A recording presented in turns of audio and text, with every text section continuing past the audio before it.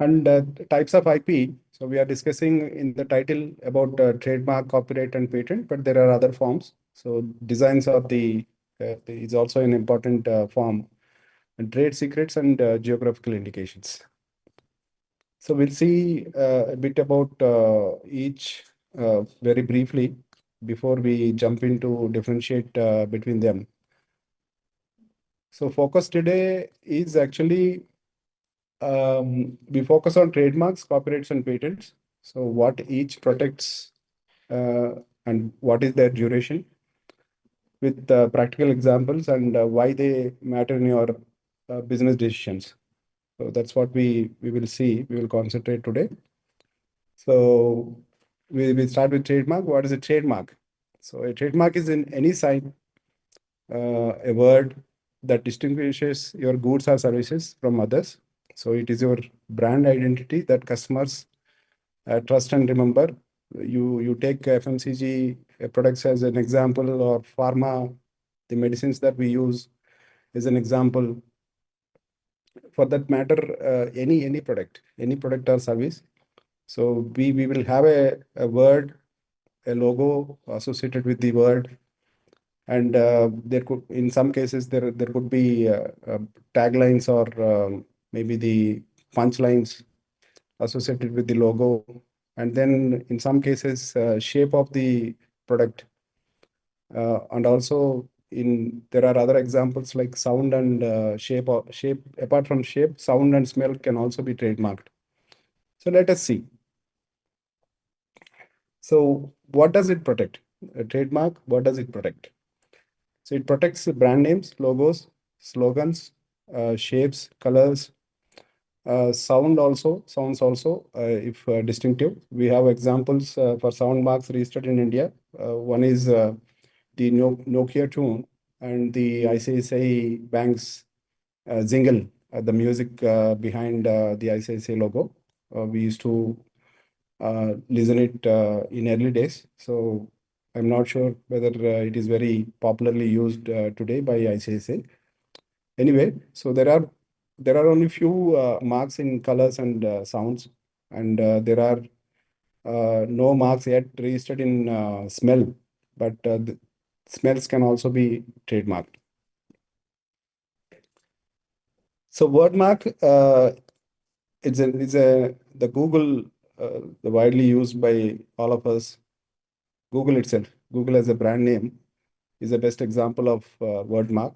To that matter, any brand name, only the name is the word mark. And the brands, when we are actually going for trademark registration, so we have to, if it is available and eligible, like if the word that we are coining for our brand name, if it is eligible and available, in that case, the word mark need to be filed, or it need to be registered as a word mark. Then it can be used in many forms. It can be associated with a logo.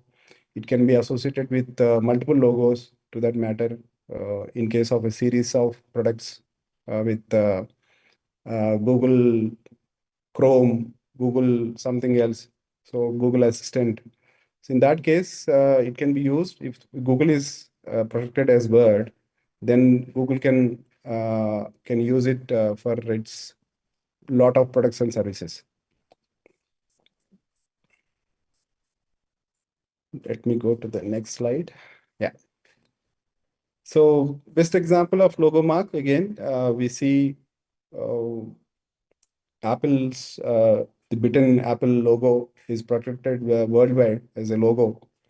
So if any electronic company uses a similar logo, Apple can sue for trademark infringement to protect its brand image. And tagline, the best example for tagline is the Nike tagline, just do it. So Nike slogan, just do it, is trademarked. So if another sports brand uses this phrase, and it would dilute Nike's brand, and it misleads customers, then Nike can take an action. So in these examples like Google, Apple, or just do it, the Nike itself or Nike's logo, the tick symbol, all these are also well-known marks. So there is another concept of well-known marks. So which means like after certain period of time, after they having registrations in multiple countries and brand image wise, or maybe the search results wise, reach wise, if it is very popular, then the brand owners can actually ask the registries to identify their brands as well-known marks. And there are 100 plus brands in India identified or approved by trademark registry as well-known marks. So those marks, so I am talking about Just Do It or Nike in only sports category or apparel category class, but it's not like that. If the name is a well-known mark, if the logo is a well-known mark, or the word is a well-known mark, so those cannot be used across the classes. So across for all the products or services. Only those, for example, a mark is there in class 3 for cosmetics, being used by a company. If someone wants to use that name for a restaurant, they can definitely use.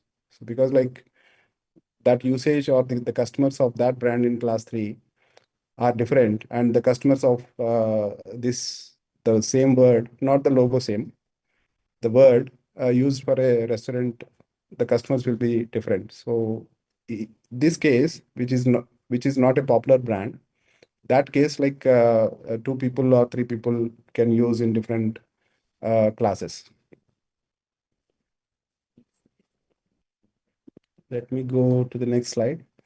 This is the best example of all the marks or all the types of trademarks being registered by the applicants, Coca-Cola. So the word Coca-Cola is a word mark. The logo or the stylized writing of the Coca-Cola as a logo, device mark, and the tagline. I don't think like there is a tagline for Coca-Cola, but they have different taglines in different times.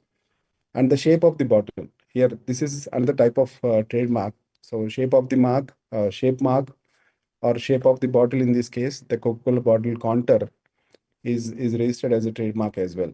So this is another type of trademark. And as we are talking about sound and color marks, there are sound and color marks also. So I have given one example here. The Cadbury's purple for chocolates. So this has been trademarked in India. So Cadbury has trademarked the purple color. The number, the Pantone number is 2685C for its dairy milk chocolates packaging, making this shade associated exclusively with its brand in confectionery. And if someone tries to use the closure shade of this color, so that will be an infringement.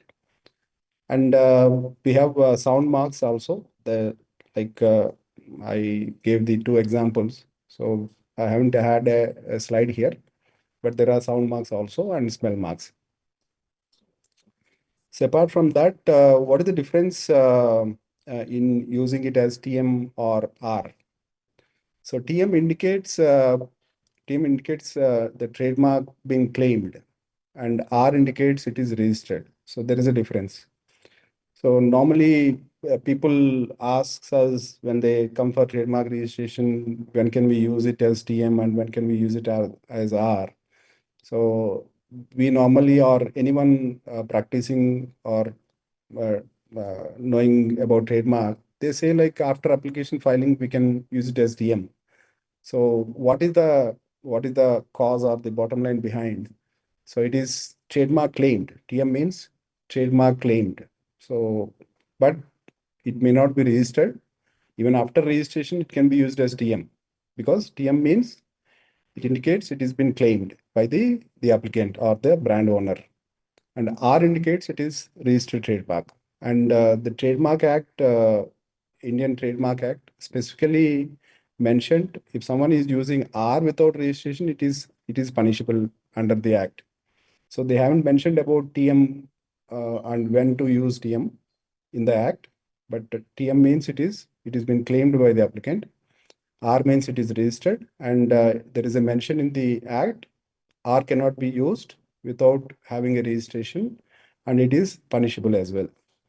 Because why I'm stressing on this, like we saw some brands, many brands, in fact, in last 15 years.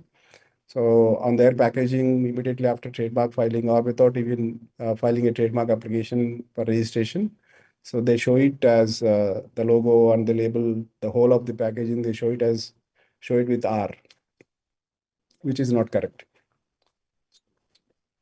And why register? So, and what is the duration? So duration, trademark protection lasts 10 years from filing if it is registered, and can be renewed indefinitely every 10 years, keeping your brand secure for as long as your business runs. And there is, when we talk about copyright, we'll discuss about after trademark registration, copyrighting the brand, copyrighting the logo or the label, and what are the benefits. So it's the difference